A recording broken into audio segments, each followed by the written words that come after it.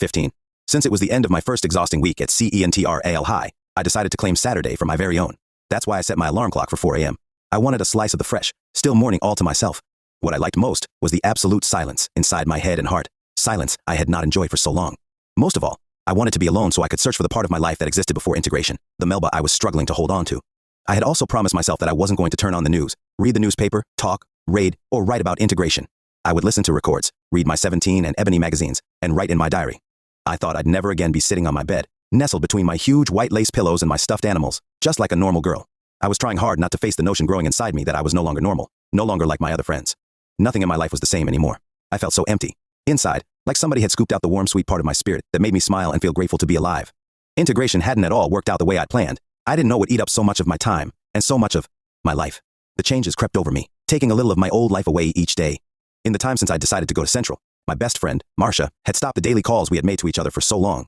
Each day I'd meant to call her and ask why, but I was so busy thinking about integration, and even when I remembered, I didn't have time. On those now rare occasions when I called her, she spent much of the conversation telling me how her friends and family members were suffering because of me. I spent the rest of the time defending myself, explaining how in the long run it would all be worth it. We never talked about boys or movies or Johnny Mathis or new clothes anymore. Marcia had begun treating me as though I were different. She wasn't inviting me places. She stopped calling to tell me what the old gang was doing. It felt as though she no longer wanted me as her friend. Whenever we happened to meet, she called me the chosen one. I thought it was a strange thing to say. Most of my other friends were behaving a little strangely as well. Some of them stared at me whenever I saw them or snubbed me or talked to me like you talk to people you don't know well.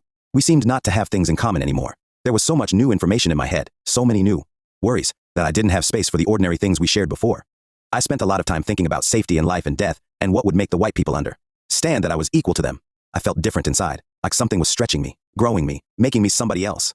So much of the past month, I had lived inside my head, pondering what would happen to me. It was as though I were forced to turn inward to get along at Central High. No one on the outside could understand what I was going through.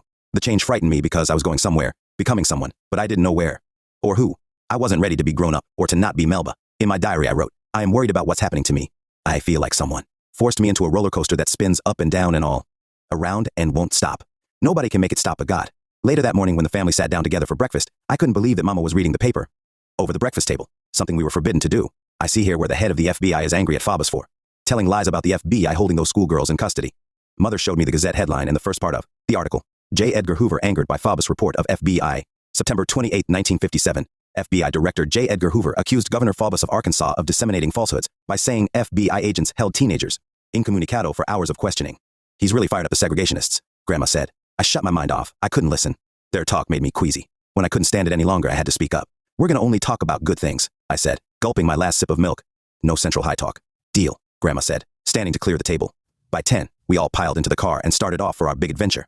Grandma had offered to buy me a new store. Bought dress. I couldn't believe my ears. Then Mama made her announcement. Vince telephoned. He's asked me if you could go with him to church tomorrow, then out for a bite. I said yes, provided the two of you come home to have dinner with us. Melba's got a boyfriend. Conrad's chant was embarrassing me. Shut up, I blurted out, suddenly very angry with my younger brother. Grandma looked at me disapprovingly and said, don't take your Central High anger out on your brother. She was right. I apologized and sat back in my seat, aware of my anger and wondering what to do with it. It was the same kind of anger I felt at Central, when somebody was mean to me. Then I remembered Mama had said yes to Vince, and the happiness I felt caused my anger to fade. Little Rock's main street was small and dingy by comparison to Cincinnati's enormous shopping district. We only had 3 fancy stores, Kempner's, Blass, and Pfeiffer's. During our walk through the last store, Mama found a dress she liked and asked me to try it.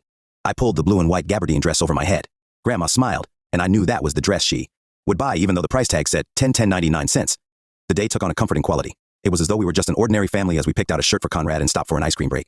There were actually fleeting moments when I didn't think about being a Central High student. I stopped worrying about what would happen if some Central High students saw me and there were no soldiers around. Saturday night we sat watching Wagon Train and the Sid Caesar show on television, and all the while I couldn't stop thinking about Sunday morning with Vince, especially since we were going to his mother's church. At the same time, I wanted to keep Saturday, because it had indeed been my day. Grandma decided we wouldn't answer the phone, so she put it in the cedar chest. Only the shotgun leaning in the corner near her chair reminded me that things were different. When Sunday actually came around, I was in a real dither over my date. I couldn't eat breakfast. Instead, I worked on new hairstyles in front of the mirror. My ponytail was absolutely childish, so I tried an upsweep, a swatch over the eye like Gloria Swanson, and a poof like Elizabeth Taylor. Unfortunately, the ponytail looked best on me. Look at this, Mother Lois said, entering my bedroom holding the Sunday paper wide open. Here's an article on Terry and his family. Talks about his parents and how they sat up late discussing whether he would go to Central. Says they left the decision up to him. I walked over to share the paper. The headline read, Negro parents take insults. Pray for children's safety. There were comments from Thelma's and Elizabeth's parents about our dilemma. They spoke about the constant harassing phone calls and the daily insults and abuse at school. There were also pictures of the violence at Central High on every day of the previous week. But I couldn't take the time to look at the newspaper.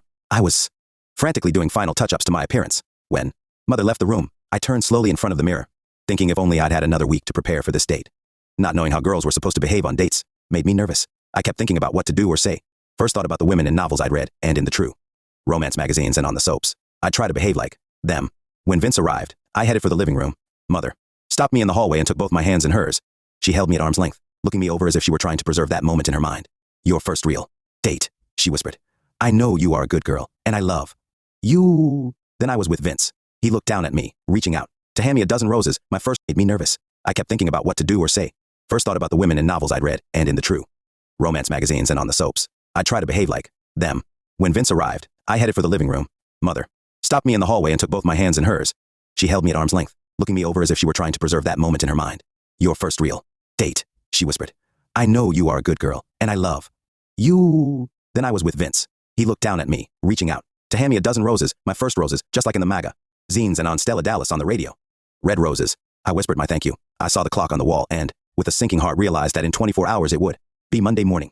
I would be going back to school, back to Central High. The date went better than I expected. After a while I relaxed and stopped worrying so much about what to say and do. The minister at Vince's mother's church mentioned my name and had the congregation say a special prayer for me. I could see, by the look on his face, that he felt proud to be with me. Even dinner with my family went well until Grandma India mentioned news of Central High. The Mothers League was asking that the 101st be removed from inside the school, or at least cut to a bare minimum. Later, I lay in bed, unable to sleep. The joy from my date with Vince was overshadowed by my uncertainty about tomorrow at Central High. I tossed and turned all night, worrying that the soldiers would be gone the next day. When I arrived at school on that Monday morning, I had only one thought in my mind: find Danny and the 101st. He was right there, just as he had been in the days before. I kept looking back to see him because I had that nagging feeling he would be leaving all too soon. During English class, I started to write in my notebook to keep calm. Later that evening, I transferred what I wrote to my diary. September 30, 9:30 a.m. Each morning as I arrive, I look for the soldiers. I don't want to imagine what it would be like without them. Even inside the classroom where things should be safe and civilized, I am never able to be comfortable because the teachers are not in control. I can't even take pride in reciting. One boy in English class shouted, "Don't let that nigger go to Blackboard." That Monday was the day on which I came to realize the price I would pay to become a Central High student. I tried to figure out why, and then I knew it was because I was treated as though I were an outside observer, sitting and looking into a glass room that held all the white students, separate and apart from me. I was never really included in what they were doing. With that realization, a new pain seeped into my heart, a feeling I hadn't experienced before. It felt as if I were a ghost, observing life, excited about it, but excluded. I wasn't really a part of their world. I was treated as if I didn't exist. Would it be this way all year long? Apart from that painful realization and the whispered nasty comments and small but agitating pranks, the day was simply very, very long. Patience, Danny said. In order to get through this year, you will have to become a soldier. Never let your enemy know what you are feeling. You can't afford to become bored. That evening, I wrote in my diary. A girl smiled at me today. Another gave me directions. Still another boy whispered the page I should turn to in our textbook. This is going to work. It will take a lot more patience and more strength from me, but it's going to work.